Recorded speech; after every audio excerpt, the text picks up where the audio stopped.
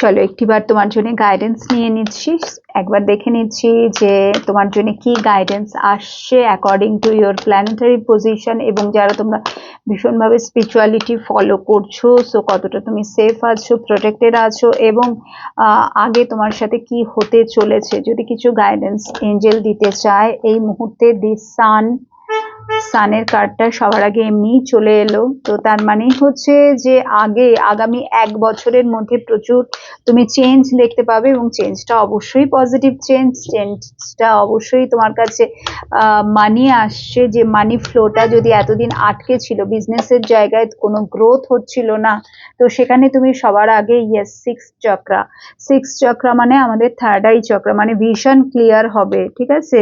তোমার কাছে তোমার ইনটিউশন পাওয়ার আরো বাড়বে, কিছু কিছু জিনিস তুমি বুঝতে পারবে আগে গিয়ে, যেগুলো আগে তোমার খুব প্রবলেম হতো, ডিসিশন মেকিং এ প্রবলেম হতো আগে, যদি ভীষণ তুমি অলওয়েজ কনফিউজ থাকতে, হেল্পলেস ফিল করতে।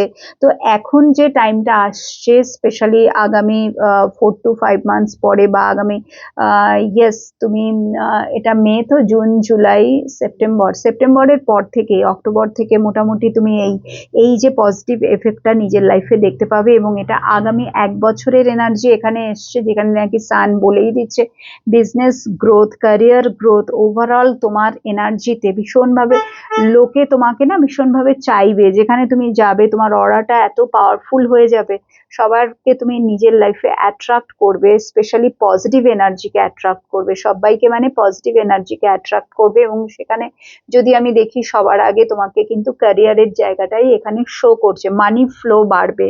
যদি মানি ফ্লোটা হঠাৎ করে আটকে গেছিল, তুমি বুঝতে পারছিলে না, তো সেখানে কিন্তু মানি আসছে। সো অ্যাবান্ডেন্স, প্রসপারিটি, এগুলোকে তুমি কিন্তু অ্যাট্রাক্ট করতে চলেছো। এটা হচ্ছে আগামী 1 বছরের এনার্জি এখানে এসছে। যারা, আবারও বলছি, যারা তোমরা স্পিরিচুয়ালিটি ফলো করেছো বা করছো, এখনো পর্যন্ত নিজের ওপরে কাজ করছো খুব ভালোভাবে, সবকিছু ঠিকঠাক ওয়েতে চলছো, সো ডেফিনেটলি এর একটা পজিটিভ রেজাল্ট, গুড এফেক্ট তুমি কিন্তু পেতে চলেছো।